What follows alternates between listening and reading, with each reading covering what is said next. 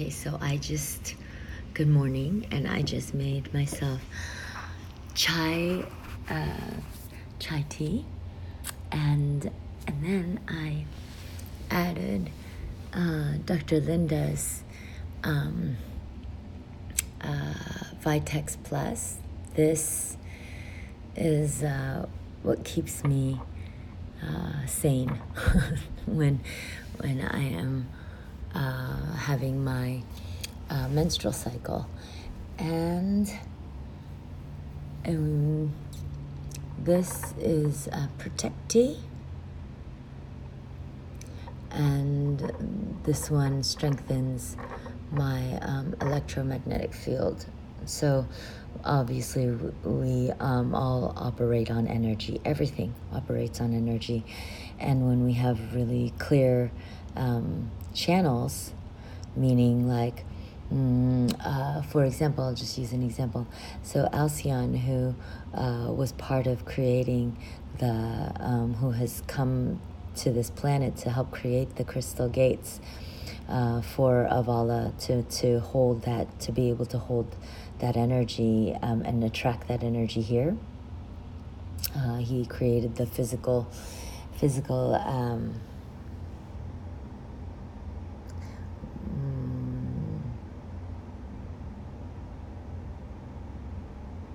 container, so to speak. I don't know if that's the right word, which is why I'm hesitating. But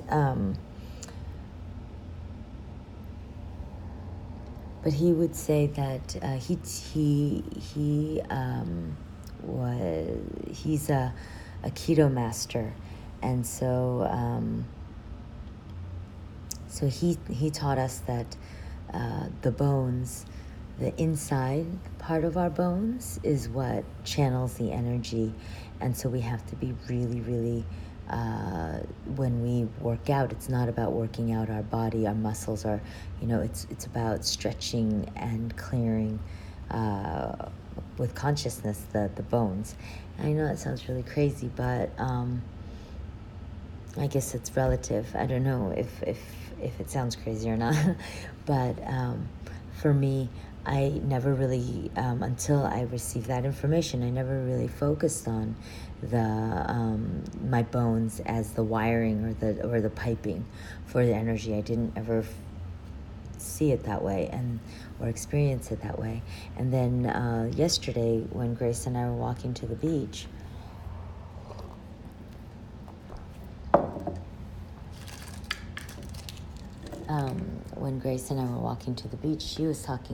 she was speaking about how she's working on the tendons, that the tendons is actually what also helps to channel the energy. So, it's not always just, there's so many depth and layers to energy work and energy healing.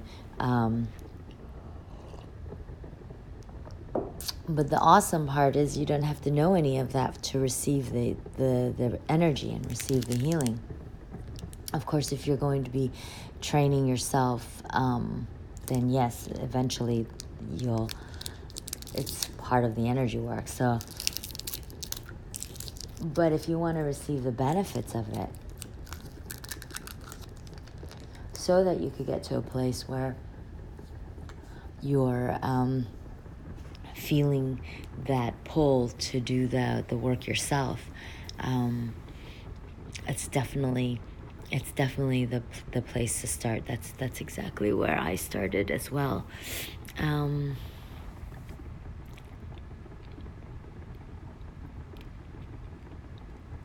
So I feel inspired as I check in. I'll put down a cushion for myself.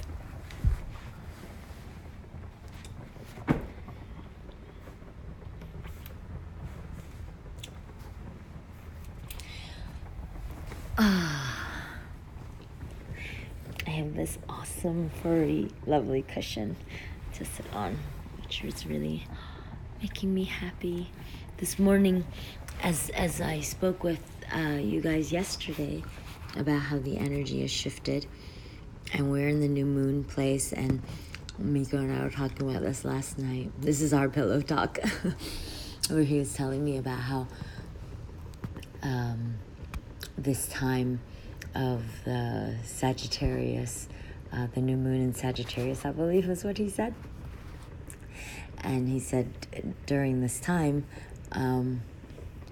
everything's about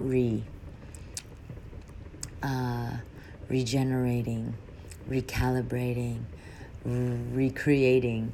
And we got excited about the words, and so we started naming off a few of the words that came to me, and I was saying renovate, and Miko stopped me, and he's like, "That's just renovate. You don't have to renovate." But we were really resonating with the energy that's here right now to support us in getting to that place where we are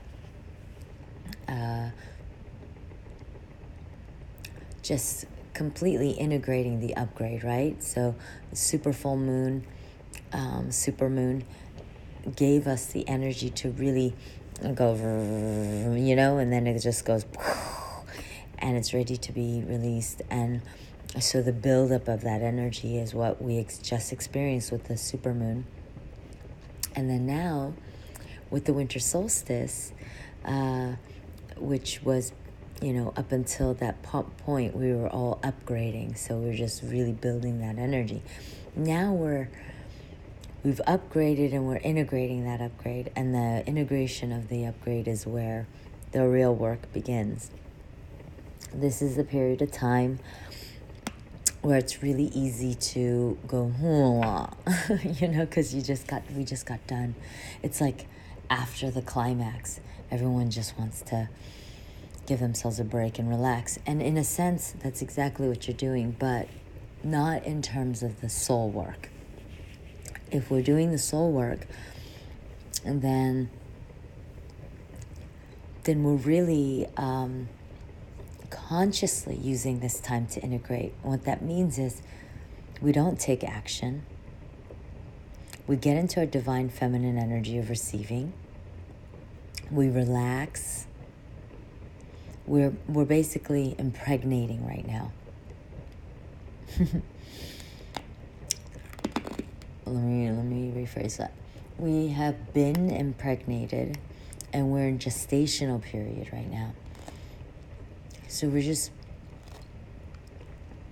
allowing all the processes to happen, allowing the universe to keep aligning and designing, so that come the 23rd of December, we will see the we will give birth.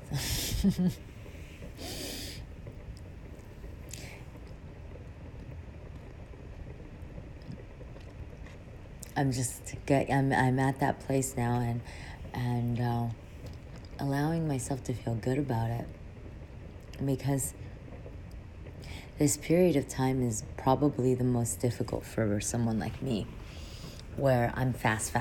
I like to manifest quickly. I like to do the work quickly. I like to see the results quickly. And just sitting around and trusting that it's all happening, that part is tough for me.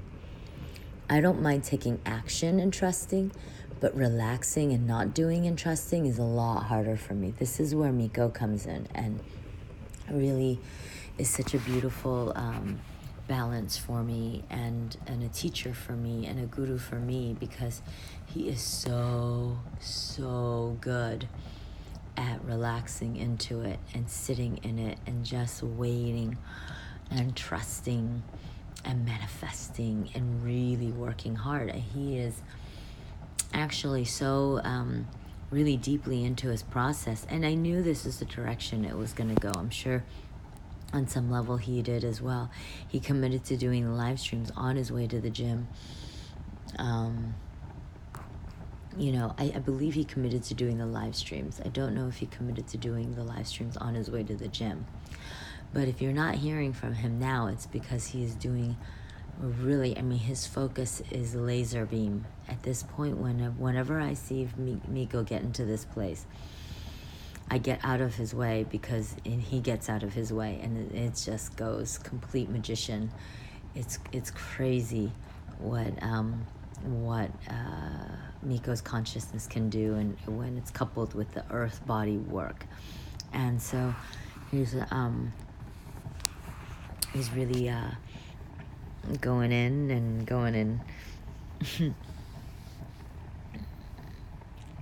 in the re part of everything, except he's doing it with his physical body, which is so difficult. I admire him so much to work on the physical body as a meditation, as a conscious soul work and heart work is so difficult. I can't imagine. I couldn't do what he does, because for me, I just master my mind. He has to master his body, and that, I can't imagine, because I use my body to move energy for sure, but what I manifest isn't contingent upon that, and his is. And so when he is really ready to start manifesting, he has no choice but to have to go deep with his physical work, and which gets everything else aligned and working on all cylinders. It's a powerful thing to behold and witness and hold space for. And he's very, very intense in his work, even though his everything about his energy is so gentle and calm and ungrounded and centered. It's when I see him work, do his soul work, that I know the king, the power, the divine masculine energy comes in. And so anyway, that's kind of where we're at now. So the work here, the soul conscious work here from now until the 23rd is to relax, to sit back, to trust, allow things to unfold, allow one step to guide the next, one inspired step to guide the next inspired step to guide the next inspired step. If any steps are to be taken, spend as much time out in the elements as possible. For me, I'm going to finish my work, and I don't know what time it is exactly. I believe it's like I have no idea. And this is my detachment to time. I don't know. I know when I get up, and that's about it. And I know around the time I go to sleep, and that's about it. Oh, and then I know the time that our children have to be picked up from school. I'm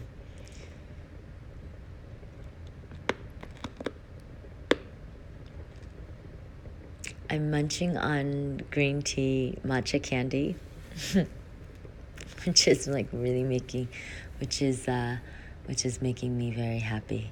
I'm appreciating sitting here warm by the fire and my happy feet, and drinking my chai tea with almond milk and honey. So good. And having this time that I get to spend with my soul, appreciating, connecting all the dots, integrating, processing, sharing from my heart center. This is a beautiful way to begin to design the day. And so I'm going to go to Crystal Mountain again And then Grace and I are going to go to the beach again and go swimming.